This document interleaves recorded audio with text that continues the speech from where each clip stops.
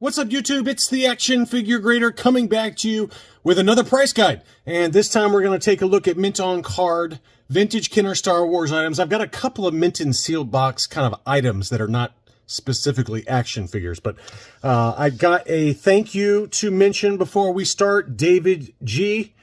He recently increased his Patreon support. So thank you, David. I've known David for a very long time, and he has been a very long Patreon subscriber. So I really appreciate all of you guys that support the channel. Patreon.com/actionfiguregrader is where you can go to sign up. And I think we're going to go through some prices on vintage mint on cards. And as a reminder, if you have a collection to sell, you can reach out to me at actionfiguregrader@gmail.com, and I can put you in touch with trusted buyers. I've had a lot of subscribers do that over the last couple of years, and everyone's been very happy. I don't charge anything for it. I just try to hook up buyers and sellers, and they pay very fair prices. All right, let's go ahead and look at what we got here. Most of these are later card backs. I don't think I have any early Star Wars line card backs. Everything is Empire Strikes Back and later, and most of those are Return of the Jedi and Power of the Force. We got a lot of Power of the Force mint on cards to cover. So this was a pretty rough 45 back, Star Wars Display Arena, Boba Fett mint on card. The blister, it's amazing how nice the blister looks, whereas the card is really beat up. I mean, you can see lots of creases to the card. So unfortunate, but it was just kind of an interesting sale because, you know, the blister is so nice and the figure looks pretty good. You know, it's got a little bit of degradation going on. It's not nearly as bad as some I've seen on the Empire Strikes Back card where the blue is really faded. This one's a little bit faded, but it's not as bad as some examples. But the card, obviously, is where the issue is. So this is like an AFA 50, probably. Maybe a 60 at best. But it was at auction, so I thought it was worth showing. And it did still sell for a pretty good number, $1,925 in an auction. That one closed on December 31st. But, you know, it's crazy. This is be like an 80 for the figure score. The blister is probably an 80, I would say, minimum, and then the card would be like a 40 or 50. So you just never know what people have in their collections, but I did want to show that one. Next up, this was a beauty. I think I had this in a what to buy video, and it sold right before that. I sent it out to my Patreon supporters, and a number of these that did sell I send out to my Patreon supporters. It's just kind of a little bonus for them. I send out buy it now alerts to them and say, hey, this one looks like a pretty fair deal. And this was one of them.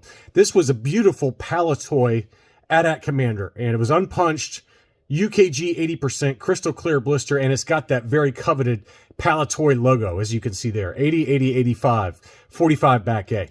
So this was a beauty, and it was listed for 525 pounds, which is $669, and it did sell at full price. So that was a beauty, and congrats whoever got that one. That was really tempting. Next up is another AT-AT related item. This is the AT-AT driver on the 48 back, I'm assuming the C back. And this is one I do have in my collection. This one looks actually a little bit cleaner than the one I have. It did have a J.C. Penney price sticker in the upper left. It was punched, but I mean, the card was in pretty fantastic condition. And I thought this price was pretty good. I mean, you know, it wasn't like a steal or anything, but at $449, given the condition of this one, this was an AFA 80 all day long. I mean, really, really clean. Blisters in really great shape. You can see the waffle pattern there on the seal. So, really good deal, I think, on that one. $449, and you know, I think it would grade an 80 all day long. So very good buy there. Next up is another one I think I sent out to my Patreon supporters, and it did sell. This was an AFA 80 transition cart, free Nianum offer. I can't pronounce Nianum today. But this is the 48 back Return of the Jedi. So when I say, and I've had a lot of people ask this, what's a transition card? So when they moved over from the Star Wars logo to the Empire Strikes Back logo, there was a 21 back Empire Strikes Back. And only the first 21 figures appeared on that card back because they were transitioning over from Star Wars to Empire Strikes Back packaging. So none of the new characters were in that particular card back. And the same is with this card. This is a 48 back Return of the Jedi. So none of the Return of the Jedi characters appeared on this card back because they were transitioning over from Empire Strikes Back packaging to Return of the Jedi packaging. So that's what it means to have a transition card. They're pretty coveted just because they weren't around that long, right?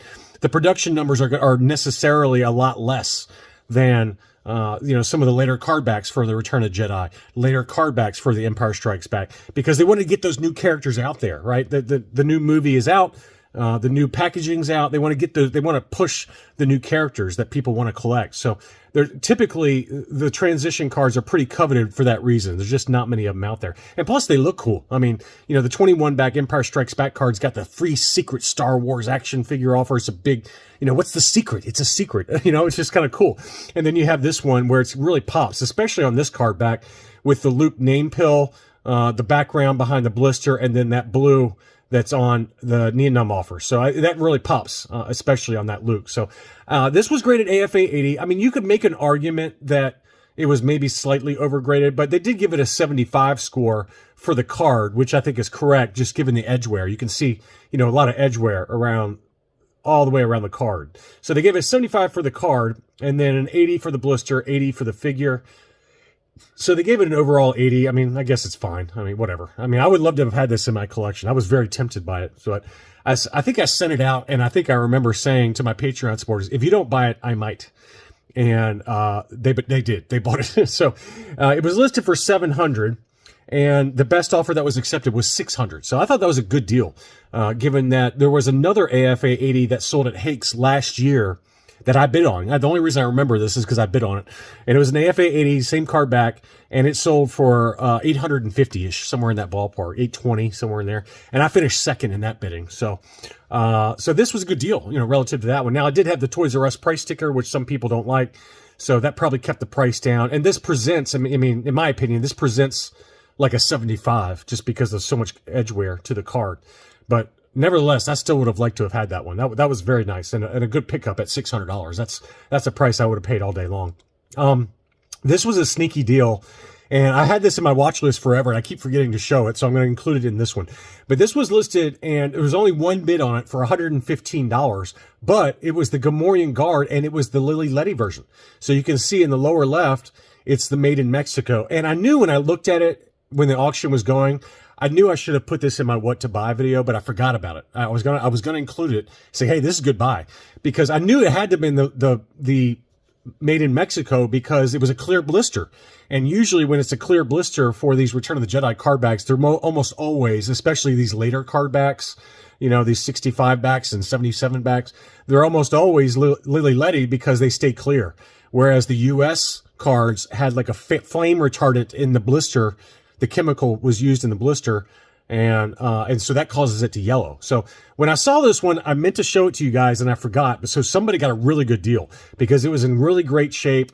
Made in Mexico, Lily Letty, Gamorrean Guard, clear blister, $115. That was a bargain. That is a big time bargain. Congratulations on that one. Here was a Minton sealed box Scout Walker. So the box was kind of tatty. I had some scuffing and things like that, but it was still sealed, Minton sealed box. It would probably score like a 75 if you graded this, but pretty cool to see a Minton sealed box Scout Walker. That one sold for $405. In high grade, you can probably double that price. Like if it's already graded, it's going to be $800 to $1,000. So I think that price is pretty fair, just given what it is. But it's like a 75 grade, just given all the scuffing to it and the kind of litho tears. Here was the other kind of non-action figure. This was a Minton sealed box Chewbacca bandolier strap. And I think I know I sent this out to my Patreon supporters, and I said it might get a 75 plus, but it might get an 80. And the reason being is that the back of it was not folded over. So that flap usually on the bandolier strap, and then on a lot of the mini rigs, on the speeder bike, the little flap, the tauntaun or the wampa, the flap always gets folded over. But this one had not. So it was very clean on the back. Now the problem is on the front, it had some edge wear at the top. So my gut says it would be a 75 plus, but maybe you eke out an 80 on it. And it was $150. I mean, that's a pretty good buy in my opinion. So that one did finally sell. I can't remember if I included that on a what to buy or if just a Patreon supporter bought that, but I thought that was a good buy at $150. Can't beat a mint and sealed box, vintage, item like that.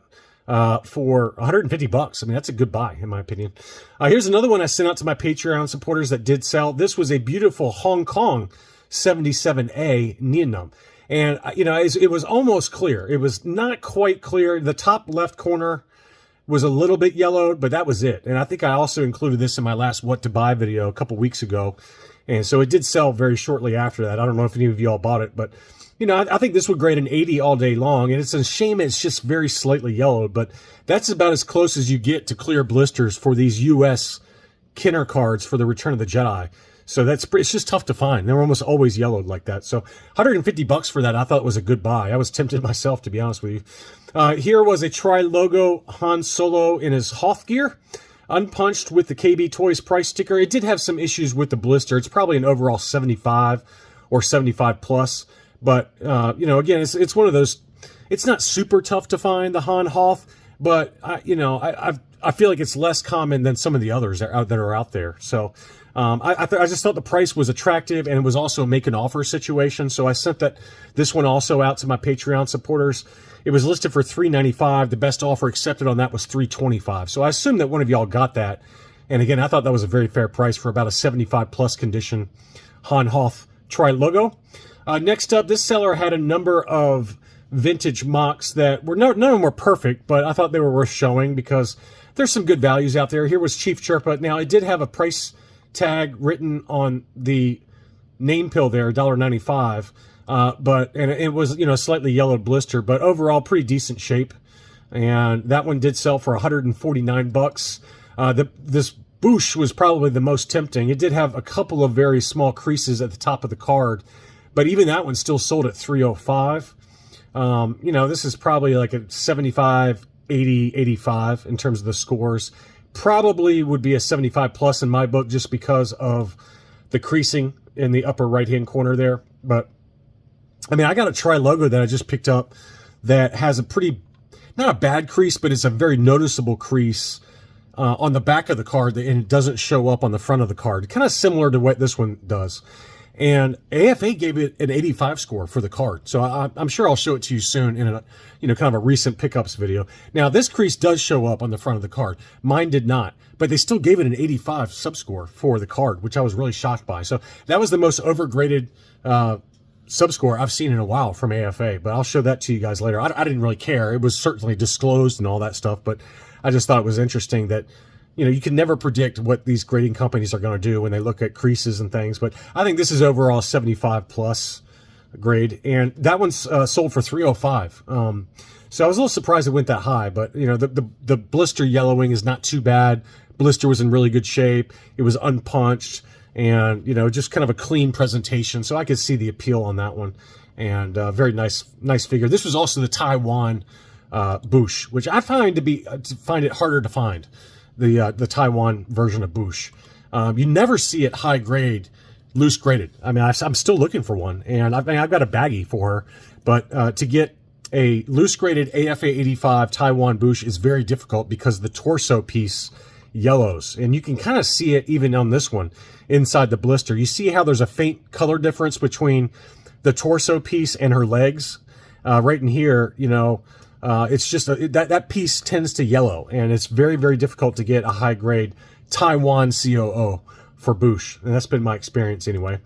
Here was the General Madine clear blister. This was a nice looking example. That one sold for $265, and again, I think it's because it was a fairly clear blister. I think it actually is a true clear blister. It looks like it to me. That was a 65 back B. Very nice figure as well, and this was a Hong Kong COO for the General Madine. So you don't see General Madines that clean very often, so I was kind of curious to see what that would sell for. Some of those secondary characters just no one cares about, but I don't know. I like General Madine. I think he's pretty cool. Next up, same seller also had Wicket, and I knew this one was going to go for a lot of money because it was a clear blister. And Wickets in general, whether they're yellowed or not, they tend to go for a lot of money on mint on card. But this was a beautiful unpunched example, no price sticker, and a clear blister. So I knew that one was going to go for a ton of money, and it did. It went sold for $590, but that was a beauty, probably an overall 85 or 80 plus pretty easily. And that presents very nicely. Beautiful card back on that one. I love the card image on that. Next up, this was another one I sent to my Patreon supporters, and they did pick it up. This was a Squidhead 77A, clear blister again.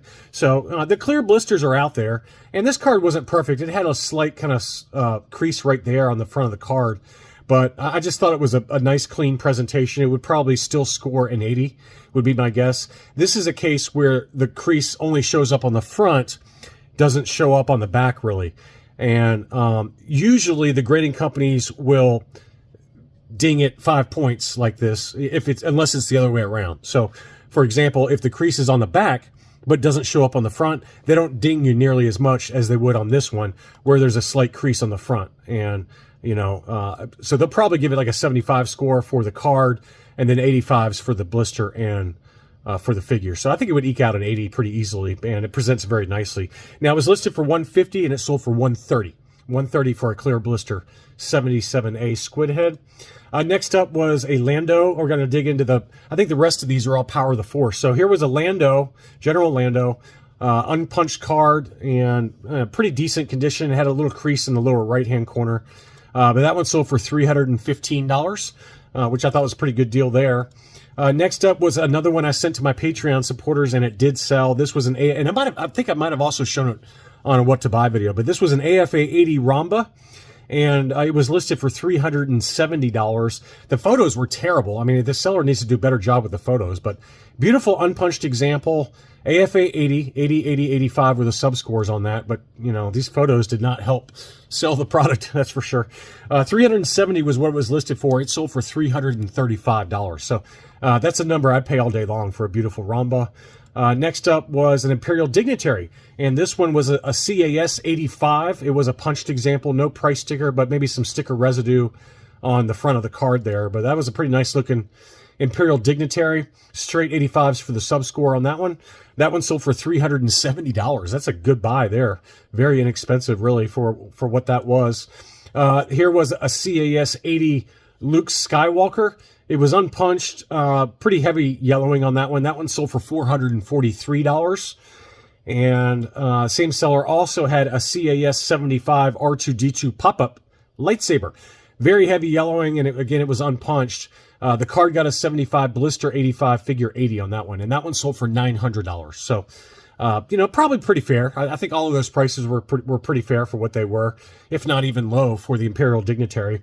And then finally, here was another one that popped up that I sent to my Patreon supporters. It sold immediately. This is the Power of the Force ATST driver, and it was a clear blister, and it was a pretty nice condition. I'd say this would grade an 80 all day long.